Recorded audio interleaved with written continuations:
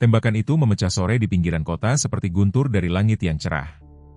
Sesaat, Sophia Hayes yang berusia 12 tahun sedang mengajak anjing German Shepherd-nya, Max, berjalan di sepanjang trotoar Oid Drive yang bermandikan sinar matahari. Detik berikutnya, dunianya meledak menjadi kekacauan. Max, anak perempuan itu menjerit, melesat di udara, mentah dan naluriah. Saat hewan yang luar biasa itu tersungkur ke trotoar, darah bermekaran di mantel berujung peraknya, menyebar dengan kecepatan yang mengerikan. Sophia berlutut, tangan kecilnya dengan putus asa menekan luka itu. Matanya yang gelap melebar karena tidak percaya dan ngeri. Petugas Miller berdiri dengan senjata dinasnya masih terulur, gumpalan tipis asap mengepul dari larasnya. Rekannya, petugas Calaway, meletakkan tangan menahan di bahu anak yang terisak itu. Anjing itu agresif, katanya datar, mengabaikan protesnya yang penuh kesedihan. Tak satupun petugas memperhatikan wanita tua yang mengawasi dari berandanya, sudah menekan nomor yang akan mencapai separuh dunia, ke lokasi rahasia tempat Komandan Michael Hayes, operator paling mematikan dalam sejarah Delta Force, akan menerima berita yang akan memicu kehancuran mereka. Tinggalkan suka dan bagikan pemikiran Anda di komentar, bersama dengan kota tempat Anda menonton. Mulai sekarang, mari kita lanjutkan ceritanya. Sophia Hayes telah mengenal kesedihan terlalu akrab untuk anak berusia 12 tahun, 2 tahun lalu. Kanker telah mencuri ibunya, Eleanor, meninggalkan kekosongan dalam keluarga mereka, keluarga yang tampaknya mustahil untuk diisi. Seorang siswa cerdas dengan hasrat untuk astronomi dan koleksi buku catatan berwarna-warni yang penuh dengan pengamatan tentang langit malam. Sophia telah menarik diri ke dalam keheningan setelah kematian ibunya. Matanya yang coklat hangat, sangat mirip dengan mata ibunya, telah meredup dan tawanya yang menular telah menjadi kenangan yang jauh. Keluarga Hayes baru-baru ini pindah ke Oid, pinggiran kota makmur yang didominasi oleh keluarga kulit putih. Rumah kolonial mereka yang mengesankan dengan halaman yang terawat baik dan beranda yang melingkar adalah impian Eleanor, impian yang tidak pernah dia lihat terwujud. Sophia menavigasi lingkungan baru ini dengan kewaspadaan seorang anak yang mengerti bahkan di usia mudanya bahwa beberapa tempat memandang kehadirannya sebagai gangguan. Komandan Michael Hayes membawa status militernya yang elit seperti perisai tak terlihat. Pada usia 38 tahun, dia telah bertugas di sudut-sudut dunia yang paling berbahaya. Sebagai salah satu operator Delta Force yang paling berprestasi, misinya tetap dirahasiakan, medalinya terkunci di brankas daripada dipajang. Dengan tinggi 6 kaki 2 inci, dengan bahu lebar dan fisik yang disiplin, Michael bergerak dengan kekuatan terkendali dari seseorang yang tahu persis betapa mematikannya dia. Terlepas dari kehadirannya yang mengesankan, suaranya tetap lembut ketika berbicara dengan putrinya dan tangannya, yang mampu melakukan kekerasan luar biasa jika diperlukan, sangat lembut ketika menyisir rambut Sophia. Status duda dan orang tua tunggal telah mengukir garis-garis baru di sekitar matanya. Penempatan tugasnya yang diperpanjang membebani dirinya. Setiap perpisahan dari Sophia adalah luka baru. Tapi dia percaya pada pekerjaan yang dia lakukan melindungi negaranya. Max adalah hadiah Michael untuk Sophia setelah pemakaman Eleanor. Seekor anjing German Shepherd berujung perak dengan mata cerdas dan kesetiaan yang tak tergoyahkan. Awalnya dilatih sebagai anjing dinas militer sebelum dialihkan untuk menjadi hewan pendamping. Max mengerti perintah dalam 4 bahasa dan dapat merasakan mimpi buruk Sophia sebelum sepenuhnya terwujud. Dia tidur di kaki tempat tidurnya setiap malam, kehadiran yang hangat dan protektif. Ketika Michael ditugaskan untuk Sophia, Max menjembatani kesenjangan yang mustahil antara kehidupan sebelum dan sesudah kematian ibunya. Ketika kata-kata gagal, kehadiran Max yang mantap mengkomunikasikan apa yang tidak dapat dicapai oleh terapi. Cinta dan keamanan tanpa syarat di dunia yang telah membuktikan dirinya sangat tak terduga. Dengan ditemani Max, Sophia perlahan mulai berbicara lagi, tersenyum sesekali, untuk eksis di luar kesedihannya. Sore akhir September membungkus Oak Ridge dengan cahaya keemasan saat Sophia menjepit tali Max ke kalungnya. Michael telah ditugaskan selama 3 minggu sekarang, salah satu misi yang lebih pendek yang dia janjikan, dan jalan-jalan harian mereka telah menjadi jangkar Sophia dalam ritual yang membuatnya terhubung dengan ritme kehidupan biasa saat ayahnya pergi. Hari ini dia mengenakan kaos NASA-nya, hadiah dari ayahnya yang memahami mimpinya untuk suatu hari nanti bekerja di Mission Control. Max berdiri dengan sabar saat dia memeriksa kembali kalungnya. Ekornya menyapu busur lembut di lantai kayu keras. Kita akan kembali sebelum makan malam. Bibi Jasmine, Sophia menyebutnya Bibi, tenggelam dalam pengarahan hukum di meja dapur, mendongak dan tersenyum. Jasmine tinggal bersama Sophia selama penugasan Michael. Apartemennya sendiri hanya berjarak 20 menit. Tetap di jalan utama, Jasmine mengingatkannya, dan kembali sebelum jam 5. Aku membuat pasta favoritmu. Di luar, lingkungan itu berkilauan dengan hak istimewa, halaman yang terawat, kendaraan mewah di jalan masuk melingkar, mainan anak-anak yang harganya lebih mahal daripada sewa bulanan beberapa orang. Rumah Hayes, meskipun nyaman, sederhana menurut standar Aid. Sophia telah belajar tetangga mana yang tersenyum padanya dan mana yang mengalihkan pandangan, rumah mana yang harus dihindari Max dan warga lanjut usia mana yang menghargai tingkah lakunya yang bermartabat. Nyonya Whitman, 82 dan setajam paku, melambai dari berandanya, tampak tampan hari ini. Max, dia memanggil Sophia, melambai kembali, menghargai bagaimana wanita tua itu selalu mengakui Max terlebih dahulu, memahami secara naluriah bahwa anjing itu adalah jembatan Sophia untuk berkomunikasi. Mereka mengikuti rute biasa mereka melewati taman komunitas tempat anak-anak yang lebih muda dari Sophia bermain di bawah pengawasan pengasuh yang waspada. Max berjalan tepat di sisi kiri Sophia, menyesuaikan langkahnya, kadang-kadang melirik ke atas untuk memeriksa ekspresinya. Kehadirannya di sampingnya membuat komentar berbisik dan tatapan penasaran menjauh. Orang-orang cenderung tidak mendekati seorang anak dengan seekor anjing German Shepherd besar, bahkan yang berperilaku baik seperti Max. Dekat penanda 4 mil dari jalan mereka, sebuah mobil patroli polisi melaju perlahan di samping mereka. Sophia segera menyadarinya. Ayahnya telah mengajarinya kesadaran situasional sejak usia dini. Dia terus berjalan dengan langkahnya.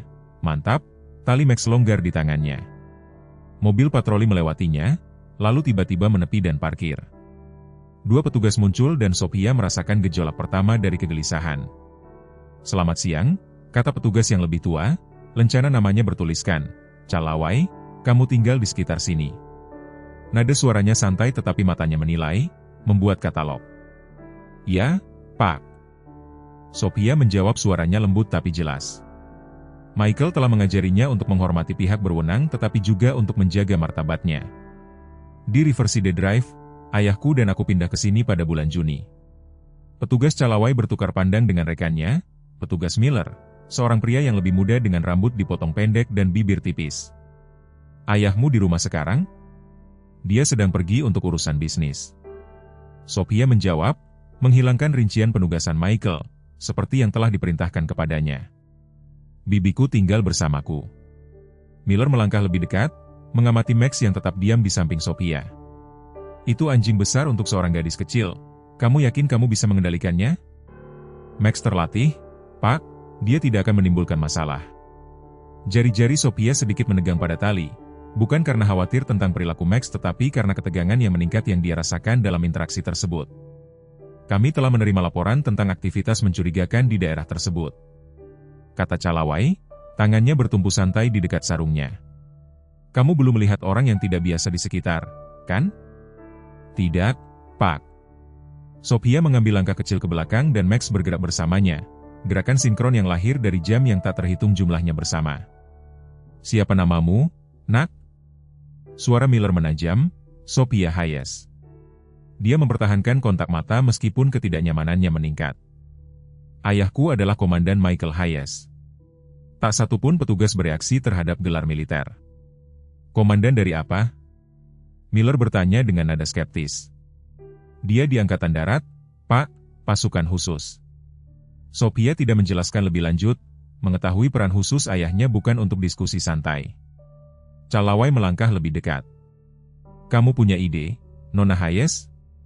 Sophia menggelengkan kepalanya. "Aku 12 tahun, Pak. Aku tidak membawa apapun saat aku berjalan dengan anjingku." Miller mendengus, nyaman. Dia bergerak lebih dekat dan untuk pertama kalinya Max mengeluarkan suara rendah dan gemuruh, bukan geraman, tetapi peringatan. "Kendalikan anjingmu," Miller membentak tangannya, bergerak ke senjatanya. "Dia terkendali," kata Sophia, suaranya sedikit meninggi dengan sedikit rasa takut. "Dia hanya menanggapi nada suaramu.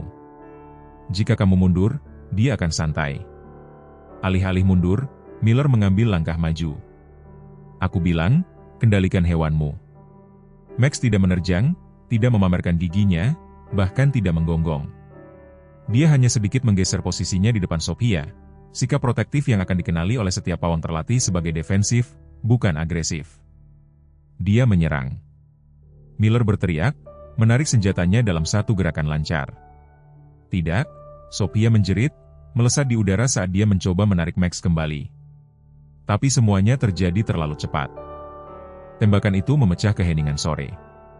Max berteriak sekali, sebuah suara. Sophia belum pernah mendengarnya dari sebelumnya dan roboh. Darah segera menggelapkan mantel abu-abu peraknya. Sophia berlutut di sampingnya, tangan kecilnya menekan luka itu. Suaranya pecah saat dia memohon, "Max, jangan, tolong, Max, tetap bersamaku." Darah merembes di antara jari-jarinya saat mata cerdas Max menemukan matanya, kebingungan dan rasa sakit terlihat jelas. Petugas Calawai berdiri kembali, mengamati pemandangan itu dengan ketenangan klinis. Anjing itu agresif, Miller, dia akan menyerang. Miller bersikeras, menyarungkan senjatanya. Kamu melihatnya sendiri. Sophia menatapnya melalui air mata, suaranya bergetar karena amarah dan kesedihan. Dia tidak menyerang, dia melindungiku. Kamu membuatnya takut. Menjauh dari hewan itu, Nona Calawai memerintahkan, meraih lengan Sophia. Dia menyentaknya. Jangan sentuh aku, bantu dia, tolong.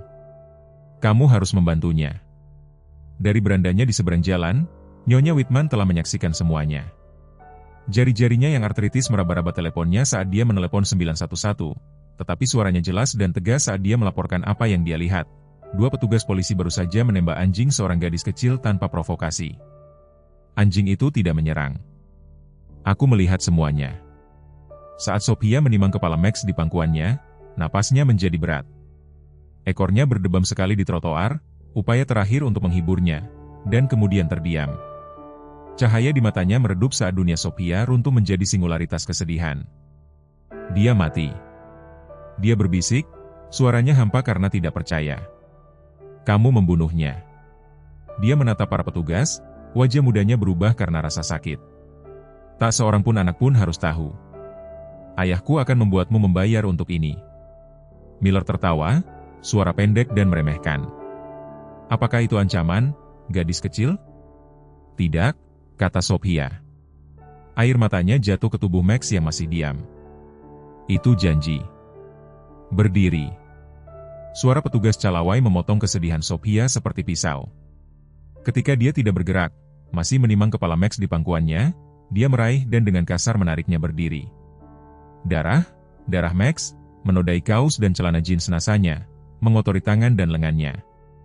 Tolong, dia berbisik, suaranya pecah, aku tidak bisa meninggalkannya di sini, tolong. Miller melangkah maju, sikapnya agresif. Kamu ikut kami ke kantor polisi untuk menyelesaikan ini? Nyonya Whitman telah turun dari berandanya dan sekarang mendekat, tubuhnya yang tua, gemetar karena kemarahan. Kamu tidak bisa membawa anak itu tanpa orang tua atau wali yang hadir. Anjingnya tidak menyerang siapapun. Aku melihat semuanya. Ini urusan polisi. Kata Calawai meremehkan. Tolong kembali ke tempat tinggalmu. Aku sudah menelepon 911. Nyonya Whitman bersikeras, ponselnya tergenggam di tangannya yang lapuk, dan aku telah merekam video. Anjing itu tidak agresif. Wajah Miller memerah. Mencampuri urusan polisi adalah kejahatan. Seperti menembak anjing anak tanpa sebab. Dia balas, mempertahankan posisinya meskipun usianya sudah lanjut. Tapi aku tidak akan meninggalkan anak ini sendirian denganmu. Lebih banyak tetangga telah muncul dari rumah mereka, tertarik oleh tembakan dan keributan itu. Beberapa telah mengangkat telepon yang merekam konfrontasi. Sophia berdiri tak bergerak, keterkejutan menyelimutinya seperti jubah yang berat. Matanya tidak pernah meninggalkan tubuh Max yang masih diam di trotoar yang bernoda darah. Baiklah, Calawai bergumam, melihat penonton yang bertambah banyak. Kami membawanya ke kantor polisi. Kamu bisa mengikuti jika kamu mau. Dia berbalik ke Sophia, suaranya palsu lembut, sekarang karena mereka memiliki saksi. Ayo, nak. Kita perlu menyelesaikan ini. Aku tidak akan meninggalkan Max. Kata Sophia, suaranya tiba-tiba datar, tanpa emosi. Keterkejutan itu mulai terasa sepenuhnya sekarang. Upaya putus asa tubuhnya untuk melindunginya dari besarnya apa yang baru saja terjadi. Pengendalian hewan akan mengurus anjing itu. Kata Miller tidak sabar, ayo pergi. Nyonya Whitman melangkah lebih dekat ke Sophia, meletakkan lengan pelindung di bahu anak itu. Kami akan menelepon bibinya. Dia berkata bibinya ada di rumah. Kami akan menghubunginya dari kantor polisi. Calawai bersikeras, meraih lengan Sophia dan membimbingnya menuju protokol mobil patroli. Dalam keadaan linglung, Sophia membiarkan dirinya dibawa pergi dari Max, melihat ke belakang bahunya sampai tubuhnya tidak lagi terlihat. Di dalam mobil patroli polisi, dunia tampak kabur di tepinya. Suara petugas itu teredam, seolah-olah datang melalui air. Dia menjawab pertanyaan mereka secara mekanis, memberikan nomor telepon dan alamat bibi Jasmine ketika ditanya, tetapi jika tidak, mundur jauh di dalam dirinya di mana rasa sakit tidak dapat mencapai. Di kantor polisi mereka menempatkannya di sebuah ruangan kecil dengan dinding kosong dan sebuah meja, dibaut ke lantai. Seorang petugas yang tidak dia kenali membawakannya secangkir air kertas yang tidak dia sentuh. Waktu meregang dan terdistorsi.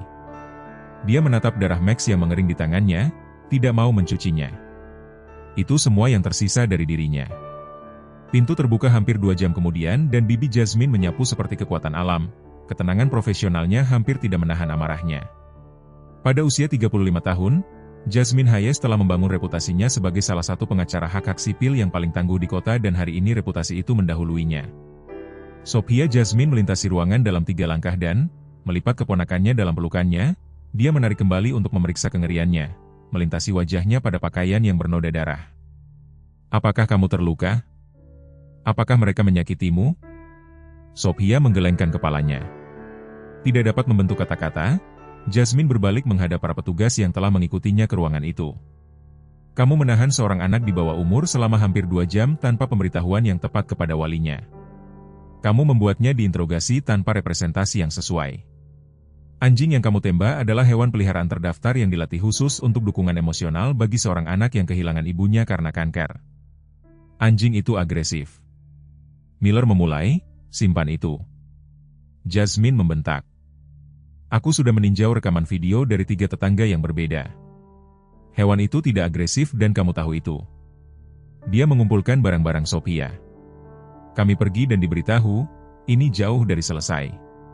Saat mereka berjalan melewati kantor polisi, tatapan kosong Sophia menarik perhatian seorang petugas muda yang berdiri di dekat meja depan. Lencana namanya, Reid Parker.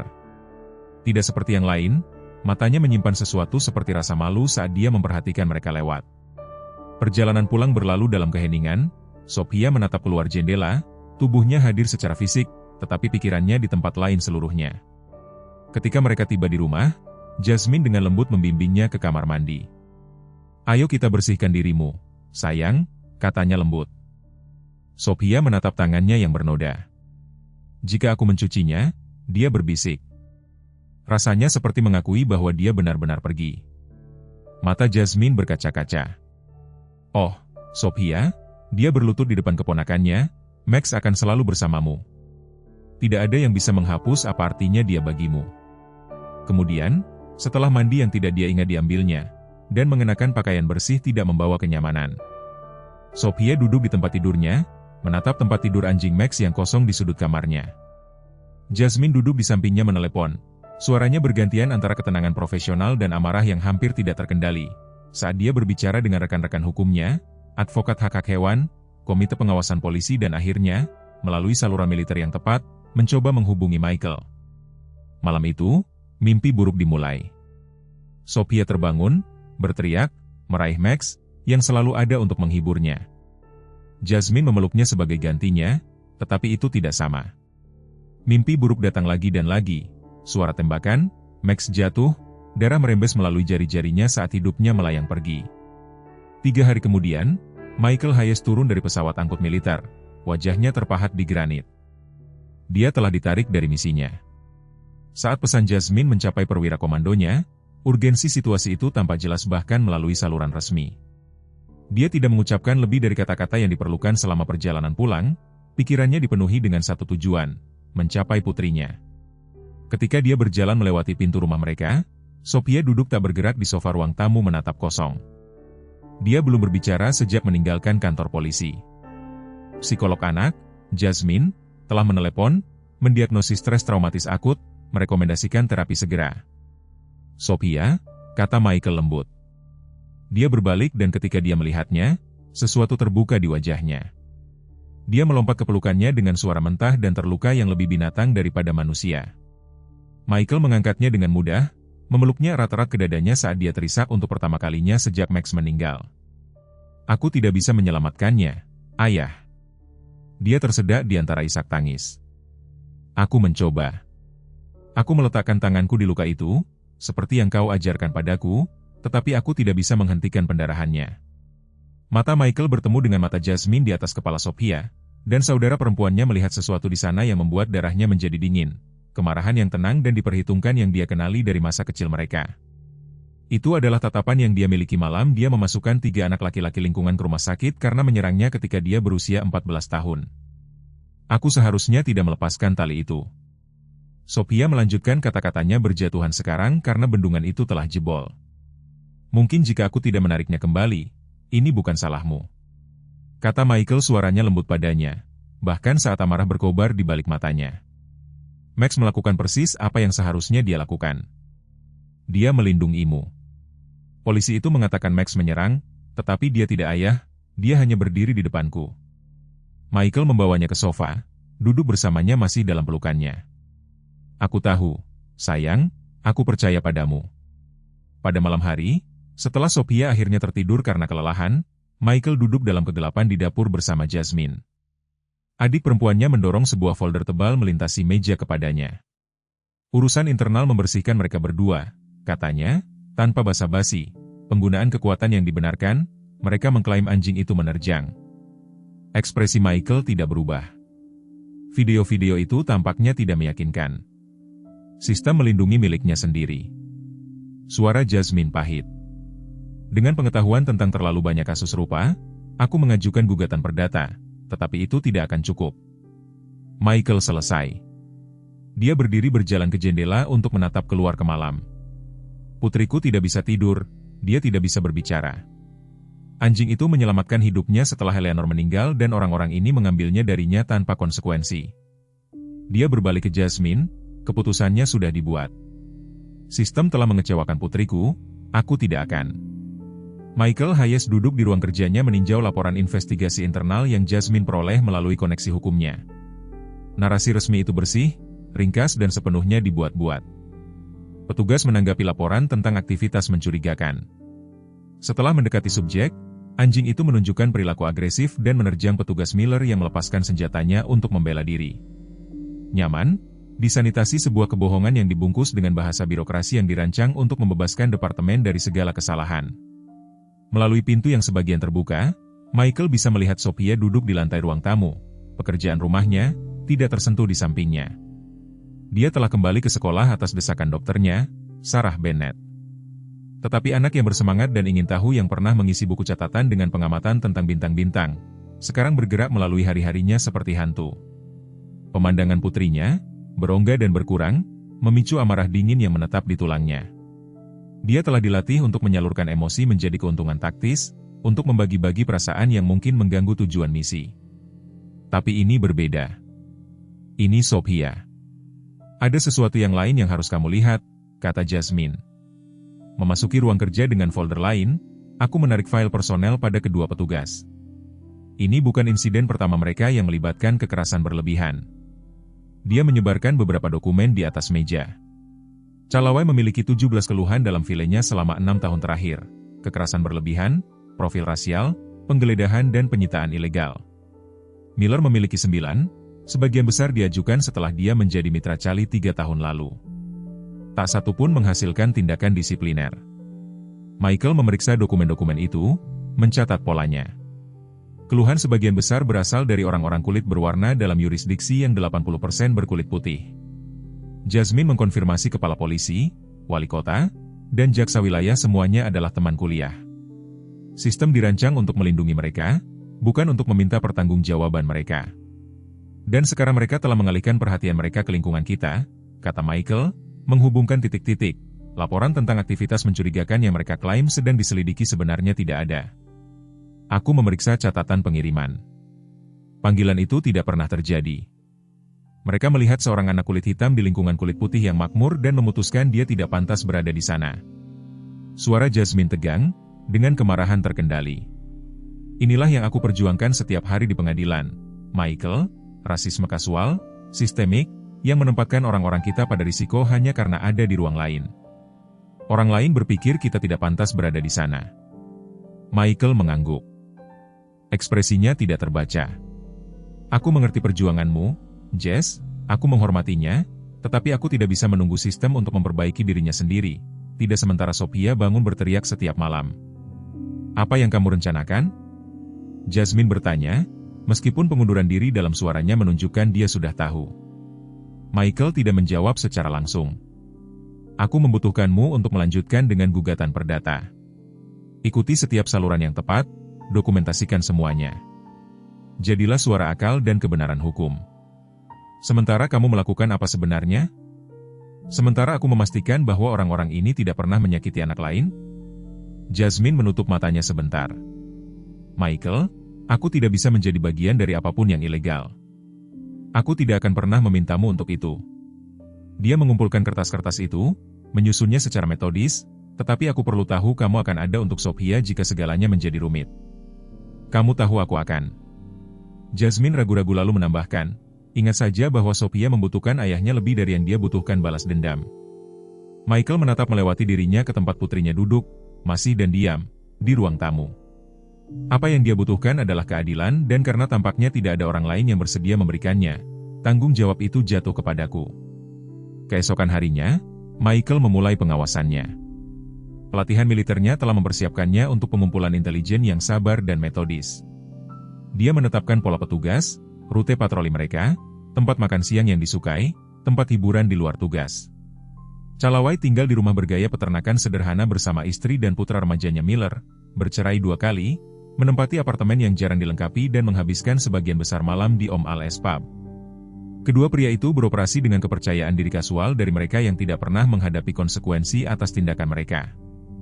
Michael mendokumentasikan semuanya. Dia memasang kamera tersembunyi di sekitar propertinya, bersiap untuk momen tak terhindarkan ketika para petugas akan kembali. Dia tahu orang-orang seperti Calawai dan Miller tidak bisa menahan keinginan untuk mengintimidasi, untuk menegaskan kembali dominasi mereka. Mereka akan datang dan ketika mereka melakukannya, dia akan siap. Seminggu dalam pengawasannya, teleponnya berdering dengan nomor yang tidak dikenal. Dia menjawab suaranya netral, Komandan Hayes. Suara laki-laki di ujung sana ragu-ragu. Muda, ini petugas Thomas Parker. Aku ada di sana hari anjing putrimu ditembak. Cengkeraman Michael mengencang di telepon. Apa yang kamu inginkan, petugas Parker? Berbicara secara pribadi? Suara Parker merendah.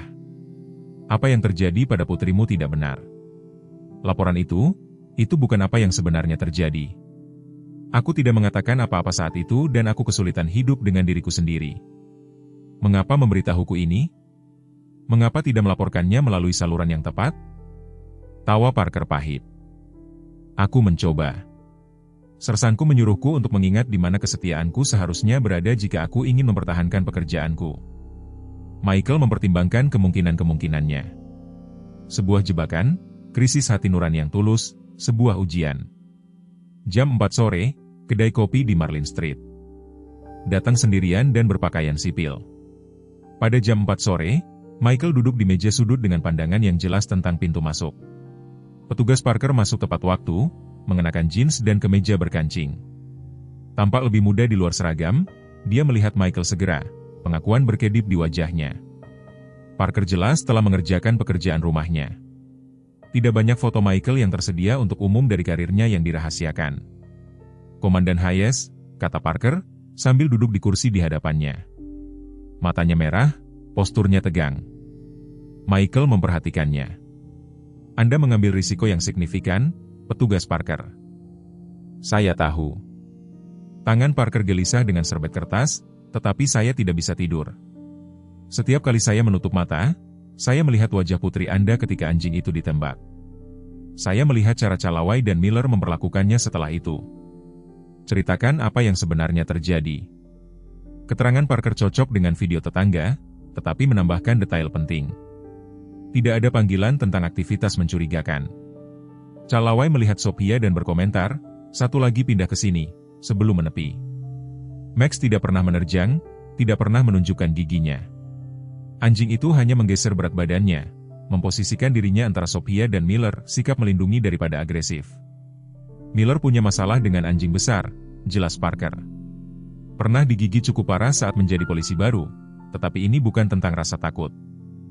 Dia tidak takut. Dia, Parker kesulitan mencari kata yang tepat, marah.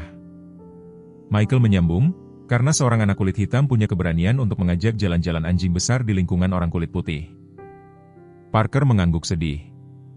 Setelah di kantor polisi, saya mencoba berbicara dengan sersan saya. Dia membungkam saya, mengatakan saya perlu belajar bagaimana segala sesuatunya berjalan. Keesokan harinya laporan itu diajukan, kasus penembakan bersih, selesai. Dan Anda menandatanganinya? Tanya Michael. Ya. Parker tidak bisa menatap mata Michael. Saya melakukannya. Michael membungkuk ke depan. Mengapa datang kepada saya sekarang? Karena saya melihat wajah putri Anda di kantor polisi. Saya melihat apa dampaknya padanya, dan kemudian saya mengetahui tentang Max, bahwa dia dilatih secara khusus, bahwa dia kehilangan ibunya. Parker akhirnya mendongak. Saya menjadi polisi untuk membantu orang, bukan untuk meneror anak-anak dan menembak anjing mereka. Apa yang Anda tawarkan, petugas Parker? Informasi dan, ketika saatnya tiba, kesaksian. Saya akan memberikan catatan tentang apa yang sebenarnya terjadi. Michael mengamati petugas muda itu. Anda bersedia membuang karir Anda? Karir apa? Tawa Parker hampa. Terlibat dalam hal semacam ini? Bukan itu alasan saya mengucapkan sumpah. Saat Parker berbicara, telepon Michael berdering dengan pesan dari Jasmine. Telepon aku, perkembangan penting. Setelah Parker pergi, Michael menelepon saudara perempuannya. Apa yang terjadi?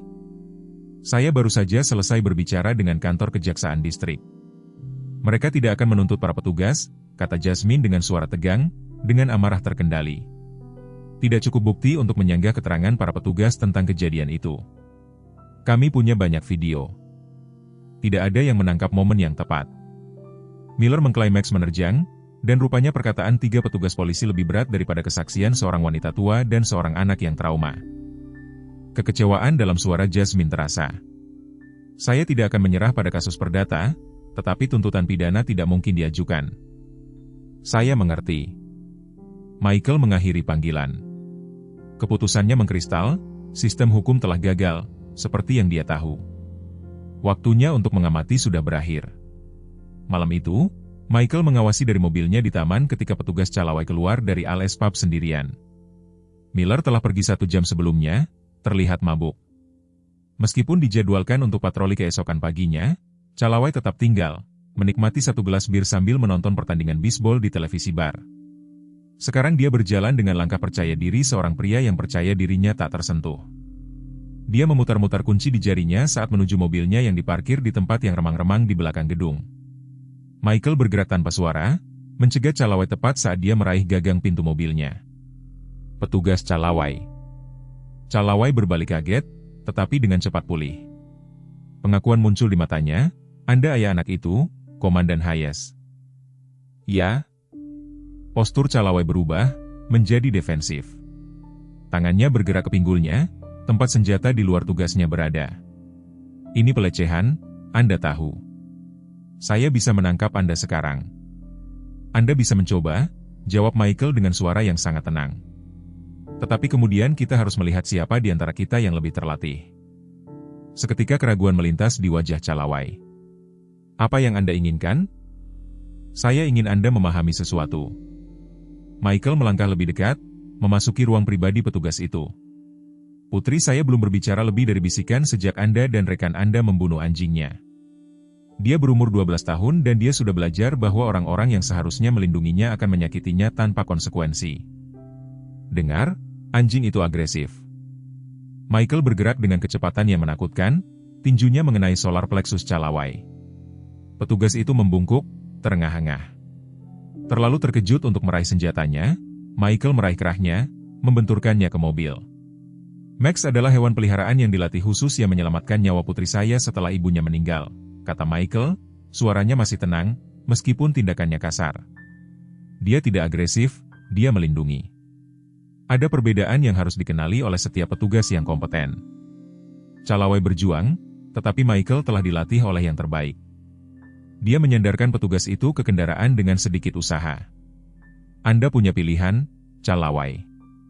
Anda bisa mengakui apa yang sebenarnya terjadi, Atau Anda bisa merasakan sendiri bagaimana rasanya benar-benar takut akan hidup Anda. Anda mengancam seorang petugas polisi, Calaway tersengal. Itu kejahatan. Tidak, koreksi Michael. Saya berjanji kepada seorang pria korup bahwa tindakannya memiliki konsekuensi. Lencana itu tidak membuat Anda kebal. Dia melepaskan Calaway, melangkah mundur. Petugas itu merosot ke mobil, wajahnya berkerut dengan campuran ketakutan dan amarah. Anda mati, Hayes. Anda tidak tahu dengan siapa Anda berurusan. Sebenarnya, saya tahu. Seorang pengganggu dengan lencana yang tidak pernah menghadapi perkelahian yang adil. Michael meluruskan jaketnya. Anggap ini sebagai peringatan. Jauhi putri saya, jauhi rumah saya, dan mulailah mempertimbangkan perubahan karir, karena cepat atau lambat, Anda dan Miller akan selesai di kota ini. Saat Michael berjalan pergi, Calaway berteriak mengejarnya. Anda pikir Anda tak tersentuh karena Anda semacam hotshot militer? Sistem bekerja berbeda di sini. Kami melindungi milik kami. Michael berhenti, melihat ke belakang. Begitu juga saya, petugas Calaway, begitu juga saya. Konfrontasi dengan Calaway memiliki efek yang diantisipasi Michael. Dalam beberapa hari, Miller menjadi gelisah saat berpatroli, terus-menerus melihat ke belakang. Calaway berusaha menyembunyikan kegelisahannya, menjadi lebih agresif selama penghentian, seolah-olah mencoba membuktikan bahwa dia tidak terintimidasi. Michael melanjutkan pengawasannya, mendokumentasikan pola pelanggaran yang meningkat. Petugas Parker memberikan catatan internal yang menunjukkan bahwa keluhan terhadap kedua pria telah meningkat sejak penembakan Max. 2 minggu setelah konfrontasinya dengan Calaway, Michael menerima telepon dari Dr. Bennett, terapi Sophia. Komandan Hayes, saya khawatir tentang kemajuan Sophia. Dia mengembangkan ketakutan yang kuat terhadap petugas polisi dan suara keras. Dia menunjukkan gejala gangguan stres pasca trauma. Apa yang bisa saya lakukan? Tanya Michael, mengawasi melalui jendela saat Sophia duduk di ayunan teras menatap tempat di halaman tempat Max biasa berbaring di bawah sinar matahari. Dia membutuhkan stabilitas dan keamanan sekarang, dan cara untuk memproses kesedihannya atas Max. Pernahkah Anda mempertimbangkan untuk mendapatkan anjing lain? Terlalu cepat, kata Michael tegas. Dia belum siap. Mungkin, Dr. Bennett menyetujui, tetapi dia perlu tahu bahwa mungkin untuk mencintai lagi tanpa mengkhianati ingatan Max. Pikirkan tentang itu. Setelah mengakhiri panggilan, Michael bergabung dengan Sophia di teras. Mereka duduk dalam keheningan selama beberapa menit sebelum dia berbicara. Suaranya hampir tidak terdengar. Apakah Ayah akan menyakiti polisi itu? Michael mengamati wajah putrinya, terkejut dengan pertanyaan itu. Mengapa kamu bertanya seperti itu? Karena aku tahu bagaimana Ayah ketika seseorang menyakiti orang. Akan membiarkan seorang veteran yang tidak stabil mental memegang hak asuh. Kekejaman yang diperhitungkan dalam menggunakan ketakutan terbesar seorang anak terhadapnya, perpisahan dari orang tua yang tersisa, memicu sesuatu yang primitif dan protektif dalam diri Michael. Tetapi ketika dia berbicara, suaranya tetap lembut. Sophia, lihat aku. Dia menoleh, matanya dipenuhi dengan jenis ketakutan yang seharusnya tidak diketahui oleh anak-anak. Tidak ada yang akan membawamu pergi dariku, janjinya. Orang-orang itu mencoba menakut-nakuti kita karena mereka melakukan sesuatu yang salah dan mereka tidak ingin menghadapi konsekuensinya. Tapi bukan begitu seharusnya dunia ini bekerja, kan? Sophia menggelengkan kepalanya perlahan. Ibumu dulu mengatakan bahwa melakukan apa yang benar tidak selalu mudah, tetapi selalu diperlukan. Apakah kau ingat itu?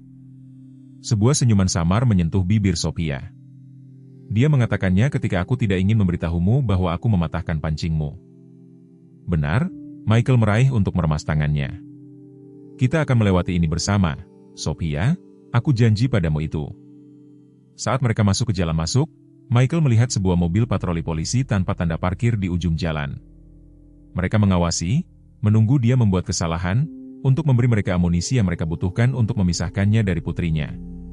Pada saat itu, Michael Hayes, operator Delta Force yang dihias, veteran dari misi rahasia yang tak terhitung jumlahnya, menghadapi keputusan taktis paling sulit dalam karirnya, melanjutkan kampanyenya melawan Calaway dan Miller, berpotensi mempertaruhkan hak asuh Sophia, atau mundur, membiarkan petugas korup itu lolos dari konsekuensi sekali lagi. Pilihan itu mengkristal saat tangan kecil Sophia menyelinap ke tangannya mencari kepastian yang tidak pernah gagal dia berikan. Beberapa pertempuran tidak dapat dimenangkan melalui konfrontasi langsung. Beberapa membutuhkan pendekatan yang sama sekali berbeda. Keesokan paginya, sebuah amplop tebal tiba melalui kurir. Michael memeriksa segel Departemen Kepolisian resmi sebelum dengan hati-hati membukanya, setengah mengharapkan tuduhan formal atau perintah penahanan. Sebaliknya, dia menemukan selembar kertas dengan catatan tulisan tangan. Garasi parkir lantai 3 siang ini, datang sendiri. Tanda tangannya hanyalah Richard. Kapten Elana Richardson telah bertugas di departemen selama 27 tahun, naik pangkat di era ketika petugas wanita, terutama petugas wanita kulit hitam, menghadapi rintangan di setiap kesempatan. Michael telah menelitinya secara menyeluruh sebagai bagian dari pengumpulan intelijennya. Catatannya sempurna. Reputasinya untuk integritas, tidak dipertanyakan bahkan oleh mereka yang tidak setuju dengan gaya manajemennya. Mengapa dia meminta pertemuan rahasia daripada wawancara resmi sangat mengkhawatirkan. Namun demikian, Michael mengatur agar Sophia menghabiskan hari itu bersama Jasmine dan pergi ke pusat kota. Garasi parkir hampir kosong di siang hari. Michael melihat sosok soliter Kapten Richardson bersandar di pilar beton, mengenakan pakaian sipil daripada seragamnya. Rambutnya yang beruban ditarik ke belakang menjadi sanggul yang ketat, posturnya militer, lurus, meskipun bertahun-tahun berada di belakang meja. Komandan Hayes, dia mengakui saat dia mendekat. Terima kasih sudah datang. Kapten, Michael menjaga jarak hati-hati. Saya harus mengakui saya penasaran tentang pendekatan Cloak and Dagger ini. Ekspresi Richardson tetap netral. Dinding di departemen saya memiliki telinga, Komandan. Apa yang perlu saya diskusikan dengan Anda bukan untuk konsumsi publik. Dia melirik sekeliling tingkat parkir yang kosong sebelum melanjutkan. Saya telah meninjau keluhan terhadap petugas Callaway dan Miller, termasuk keluhan Anda, dan rekaman yang Anda berikan. Michael menjaga nadanya netral, menilai. Dan saya percaya Anda sedang dijebak. Ketegasan Richardson tidak terduga. Departemen menerima tip anonim 3 minggu lalu yang mengklaim Anda berencana untuk melecehkan petugas saya. Waktu yang tepat, bukan? Sebelum Anda mengajukan keluhan pertama Anda. Pikiran taktis Michael segera mulai menghubungkan titik-titik. Mereka mengantisipasi tanggapan saya terhadap penembakan Max. Mereka meletakkan dasar. Tepat. Richardson menyerahkan kepadanya sebuah berkas tipis. Ini bukan pertama kalinya. Selama 18 bulan terakhir, ada 7 insiden yang melibatkan keluarga militer kulit hitam di Oak Ridge. 3 melibatkan hewan pelayan. Semuanya ditangani oleh Callaway dan Miller. Michael membolak-balik dokumentasi, mengenali polanya segera. Keluarga-keluarga kulit hitam yang baru saja pindah ke komunitas makmur. Konfrontasi yang meningkat dengan cepat. Kekuatan berlebihan dibenarkan oleh klaim agresi atau perlawanan. Mengapa Anda menunjukkan ini kepada saya? Michael bertanya, sudah mencurigai jawabannya. Ekspresi Richardson mengeras. Karena saya telah membangun kasus terhadap mereka selama hampir setahun dan mereka mengetahuinya. Departemen terpecah, Komandan. Beberapa petugas mendukung saya. Dia membiarkan implikasi itu menggantung, termasuk siapapun yang mengizinkan para petugas untuk mendekati putri saya di sekolah. Rahang Richardson menegang. Letnan Gregory Paarson, saudara ipar Callaway. Michael memproses informasi baru ini, mengkalibrasi ulang pemahamannya tentang situasi. Jadi saya tidak hanya berurusan dengan 2 petugas korup. Ada faksi dalam departemen yang melindungi mereka dan secara aktif bekerja untuk mendiskreditkan Anda. Richardson mengonfirmasi, laporan kepelayanan anak tidak datang dari Callaway atau Miller secara langsung, itu datang dari Paarson, yang memberinya lebih banyak kredibilitas. Mereka mencoba melukis Anda sebagai veteran yang tidak stabil dalam dendam, menggunakan latar belakang militer Anda untuk melawan Anda. Mengapa Anda membantu saya? Michael bertanya langsung. Ini bisa merugikan karir Anda. Richardson terdiam sesaat, pandangannya jauh. Putra saya adalah seorang marinir, Afghanistan 2010. Dia pulang dengan seekor anjing pelayan bernama Apollo. 3 tahun lalu dia dihentikan oleh seorang wakil di kabupaten berikutnya. Paulo menggonggong ketika wakil mendekat dengan agresif. Wakil menembak Apollo, lalu putra saya ketika dia melakukan gerakan mengancam. Tidak ada tuntutan yang diajukan. Rasa sakit yang sama menggantung di antara mereka. Pemahaman yang tak terucapkan. Saya minta maaf, kata Michael sederhana. Richardson menegakkan profesionalismenya, menegaskan kembali dirinya. Saya tidak memberitahu Anda ini untuk simpati, Komandan. Saya memberitahu Anda karena Anda perlu memahami apa yang Anda hadapi. Orang-orang ini percaya mereka tidak tersentuh. Mereka membangun sistem perlindungan di sekitar diri mereka sendiri yang meluas di luar departemen. Apa yang Anda sarankan? Hati-hati. Mereka meningkat karena mereka takut. Rekaman yang Anda berikan telah membuat mereka terpojok, dan hewan yang terpojok berbahaya. Dia menyerahkan kepadanya dokumen lain. Ini adalah salinan arahan yang dikirim pagi ini. Semua petugas telah diinstruksikan untuk menganggap Anda bersenjata dan berbahaya jika bertemu selama patroli. Menyiapkan saya untuk konfrontasi, Michael mengamati dengan muram. Tepat. Richardson memeriksa jam tangannya. Ada hal lain yang harus Anda ketahui, petugas Calawai bukan hanya polisi korup acak dengan lencana. Dia bertugas di bawah Anda di Afghanistan 2008. Wahyu itu menghantam Michael seperti pukulan fisik, pikirannya dengan cepat memilah-milah kenangan orang-orang yang telah bertugas di bawah komandonya.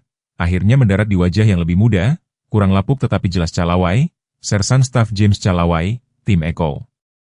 Richardson mengangguk.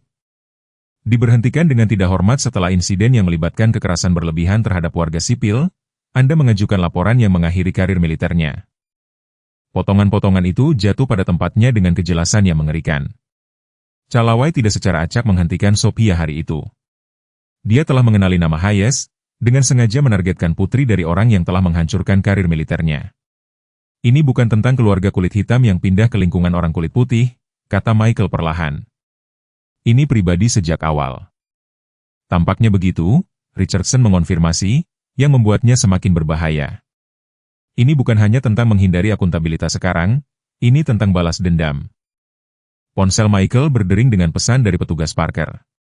Mereka tahu saya telah berbicara dengan Anda, Pak Arson baru saja menempatkan saya pada cuti administratif. Mereka merencanakan sesuatu malam ini. Richardson membaca pesan itu di atas bahunya. Thomas Parker, anak baik, salah satu dari sedikit yang datang kepada saya dengan kekhawatiran tentang perilaku Calawai dan Miller. Dia menyaksikan penembakan Max, Michael menjelaskan. Hatinya telah mengganggu dia. Mereka akan menghancurkannya karena melanggar barisan, kata Richardson dengan muram. Garis biru tipis tidak mentolerir pengkhianatan yang dirasakan. Pikiran taktis Michael sudah merumuskan strategi baru yang menggabungkan masuknya intelijen kritis ini. Kapten, saya perlu tahu, apakah Anda secara resmi menyelidiki Calawai dan Miller? Ya, tetapi rumit oleh politik departemen dan mentalitas persaudaraan. Bukti terus menghilang. Saksi mengubah cerita mereka. Urusan internal menyeret kaki mereka. Frustrasi Richardson jelas. Rekaman Anda adalah bukti yang paling memberatkan yang pernah saya lihat. Tapi bahkan itu mungkin tidak cukup tanpa dukungan. Bagaimana jika saya memberitahu Anda bahwa saya punya lebih banyak? Michael bertanya dengan hati-hati, pola pelecehan yang terdokumentasi dengan baik, kesaksian dari korban lain, bukti upaya terkoordinasi untuk mengintimidasi saksi. Mata Richardson menyipit. Itu akan mengubah banyak hal secara signifikan, tetapi memperoleh bukti seperti itu akan membutuhkan sumber daya dan pelatihan yang tidak dimiliki oleh sebagian besar warga sipil. Untungnya saya bukan sebagian besar warga sipil, Michael selesai untuknya. Senyuman samar menyentuh bibir Richardson. Tidak, Komandan, Anda tentu saja tidak. Dia menegakkan badannya. Keputusan dibuat. Saya dapat menawarkan Anda perlindungan terbatas, tetapi harus tidak resmi. Jika Pak Arson atau yang lain mencurigai saya bekerja dengan Anda, saya mengerti. Michael meyakinkannya. Saya tidak membutuhkan perlindungan. Saya membutuhkan sekutu di dalam departemen yang dapat bergerak ketika waktunya tepat. Anda akan memilikinya, Richardson berjanji. Tapi, Komandan Hayes, Michael, berhati-hatilah. Orang-orang ini tidak hanya mengejar Anda lagi.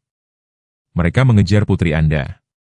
Jangan biarkan keinginan Anda untuk keadilan membutakan Anda terhadap apa yang paling penting.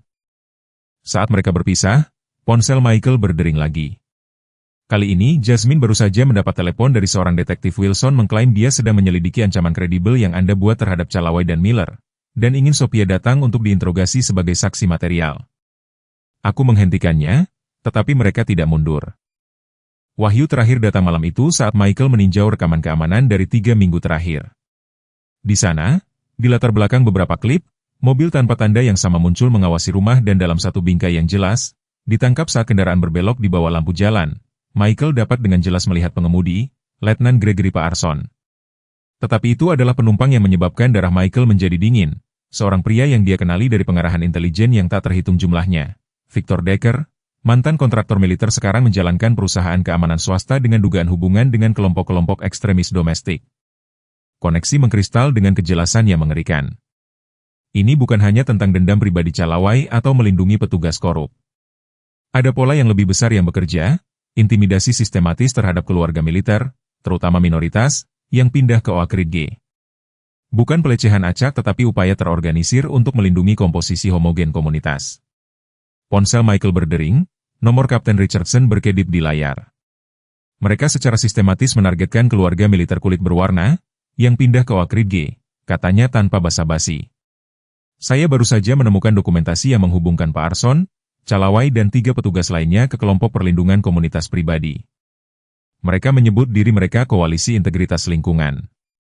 Saya tahu, jawab Michael, dan saya baru saja mengidentifikasi konsultan keamanan pribadi mereka, Victor Decker, mantan Blackwater, dugaan hubungan dengan kelompok-kelompok nasionalis kulit putih. Tarikan napas tajam Richardson terdengar. Ini baru saja beralih dari penyelidikan polisi korup menjadi sesuatu yang jauh lebih besar dan lebih berbahaya. Michael setuju. Menyaksikan Sophia tidur nyenyak di sofa ruang tamu, kelelahan karena beban emosional beberapa hari terakhir. Kapten, saya pikir sudah waktunya kita mengubah pendekatan kita. Paket bukti mendarat di meja agen khusus FBI Marissa Cohen pada pukul 8 pagi. Tajam, diserahkan sendiri oleh Kapten Elena Richardson sendiri. Pada siang hari, gugus tugas gabungan agen FBI dan penyelidik polisi negara telah turun ke Departemen Kepolisian Oak Ridge, melaksanakan surat perintah penggeledahan dengan presisi metodis. Letnan Gregory Paarson dikawal dari gedung dengan borgol, wajahnya pucat karena terkejut. Adegan serupa dimainkan secara bersamaan di rumah-rumah petugas Calaway dan Miller dan di kantor sederhana yang menampung Koalisi Integritas Lingkungan. Michael menyaksikan liputan berita dari ruang tamunya. Sophia, meringkuk di sisinya di sofa, tangan kecilnya menggenggam tangannya, bertanya-tanya. Pembawa acara lokal hampir tidak dapat menahan kegembiraannya saat dia melaporkan apa yang disebut kasus korupsi polisi paling signifikan dalam sejarah negara. Di sini, dalam perkembangan yang menakjubkan, dia mengumumkan bahwa otoritas federal telah menangkap 7 petugas polisi Oak Ridge dan warga sipil saat ini sehubungan dengan apa yang disebut penyelidik sebagai kampanye sistematis intimidasi dan pelecehan yang menargetkan keluarga minoritas yang pindah ke pinggiran kota yang makmur. Menurut sumber yang dekat dengan penyelidikan, penangkapan mengikuti berbulan-bulan pengumpulan bukti oleh Kapten Elena Richardson dan seorang whistleblower yang diidentifikasi sebagai petugas Thomas Parker. Laporan itu melanjutkan merinci pola keluhan kekuatan berlebihan, penangkapan palsu, dan pelecehan yang ditargetkan yang telah diarahkan terutama pada keluarga militer kulit berwarna yang pindah ke Oak Ridge. Nama Michael hanya disebutkan secara singkat sebagai ayah dari seorang anak yang hewan pelayannya ditembak oleh petugas yang saat ini sedang diselidiki. Jasmine tiba selama siaran.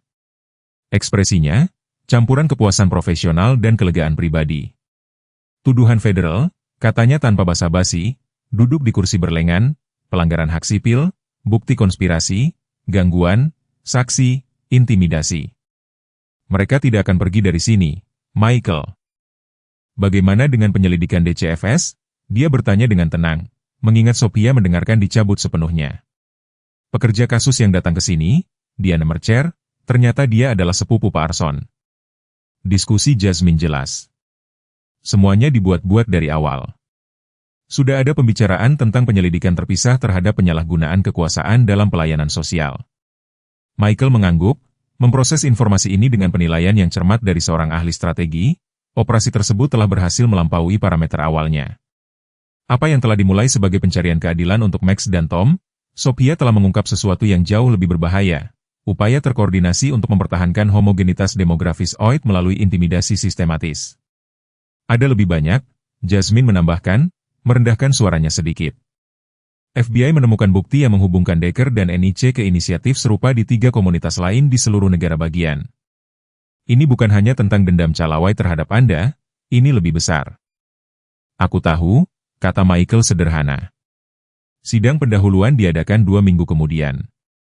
Michael duduk di ruang sidang yang ramai menyaksikan Calaway dan Miller digiring masuk mengenakan pakaian oranye, ekspresi mereka menantang, terlepas dari keadaannya di sampingnya.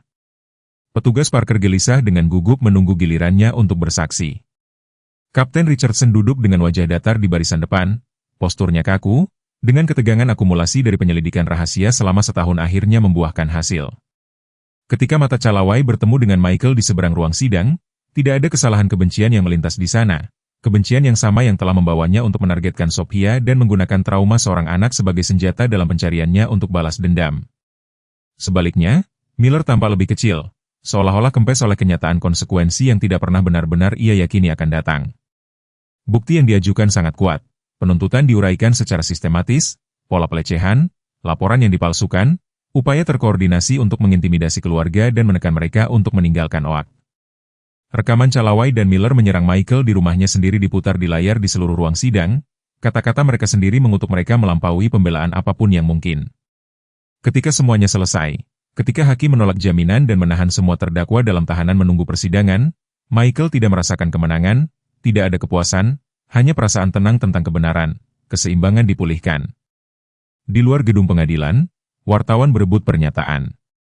Kapten Richardson menangani tanggapan resmi, profesionalismenya yang terukur tidak pernah goyah.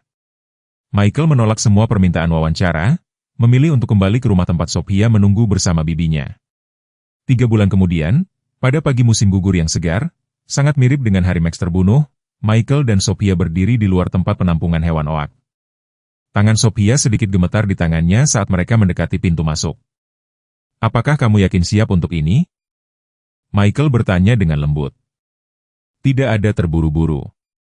Sophia mengangguk, meskipun ketidakpastian masih ada di matanya. Dr. Bennett mengatakan itu mungkin membantu, dan dia ragu-ragu. "Aku pikir Max ingin aku bahagia lagi." Di dalam, manajer tempat penampungan menuntun mereka ke ruangan yang tenang di mana seekor anak anjing ras campuran kecil menunggu. Bulunya berwarna coklat keemasan bersinar di bawah lampu neon. Tidak seperti disiplin terlatih Max, anjing ini adalah semua energi anak anjing, melompat dengan gembira saat mereka masuk. Namanya Stella, jelas manajer itu. Dia ditemukan terlantar di pinggir jalan raya sekitar sebulan yang lalu. Dokter hewan memperkirakan usianya sekitar 5 bulan. Sophia berlutut perlahan membiarkan anak anjing itu mendekat dengan kecepatannya sendiri. Ketika Stella menjilat tangannya, senyum tipis menyentuh bibir Sophia, senyum tulus pertama yang dilihat Michael sejak hari mereka kehilangan Max. "Dia bukan pengganti," kata Michael lembut, berlutut di samping putrinya. "Tidak ada yang bisa menggantikan Max." "Aku tahu, Ayah." Sophia menatapnya, sesuatu yang tegas terbentuk di ekspresinya, tapi mungkin dia membutuhkan kita sebanyak kita membutuhkannya. Saat mereka menyelesaikan dokumen adopsi, telepon Michael berdering dengan pesan dari Kapten Richardson. Pemilihan juri dimulai hari Senin. Jaksa mengatakan ini adalah kasus terkuat yang pernah dia bawa ke pengadilan. Dalam perjalanan pulang dengan Stella yang dengan nyaman berada di pangkuan Sophia, Michael menangkap mata putrinya di kaca spion. "Kamu tahu ibumu akan bangga padamu atas cara kamu menangani semuanya. Apakah menurutmu?" Sophia ragu-ragu, suaranya kecil, "apakah menurutmu dia akan marah karena kita mendapat anjing baru, bahwa kita tidak hanya mengingat Max?" Michael mempertimbangkan jawabannya dengan hati-hati.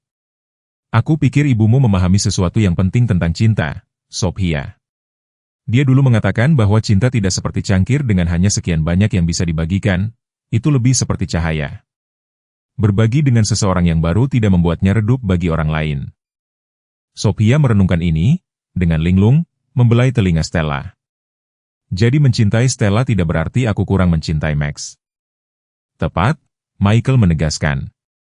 "Dan mengingatnya, menghormati apa artinya dia bagimu, itu adalah cara untuk menjaganya tetap bersama kita. Tetapi bergerak maju, menemukan kegembiraan lagi, itu juga menghormatinya."